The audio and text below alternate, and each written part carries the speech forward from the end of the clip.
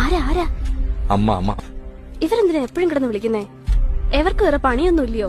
ഇവരെ മോനാരെങ്കിലും പിടിച്ച് തിന്നോ? ഒന്നും മിണ്ടായിരേ. ഹലോ അമ്മ. പറയ്. എന്തായി? എന്ത് പറഞ്ഞു ഡോക്ടർ? ചെക്കപ്പ് ചെയ്യണം.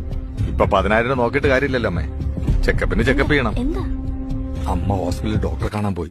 അപ്പൊ ഡോക്ടർ പറയുന്നത് ചെക്കപ്പ് നടത്തണം 10,000 രൂപ പറയുന്നു. എന്ത് കിട്ടുന്ന എന്നോട് ചോദിക്കുന്നു. 10,000 രൂപയോ?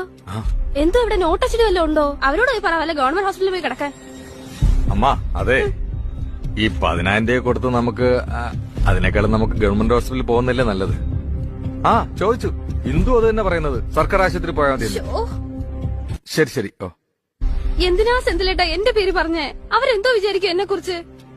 നിന്റെ അമ്മ നിന്നെ കുറിച്ച് എന്ത് വിചാരിക്കേ? എന്റെ അമ്മയോ?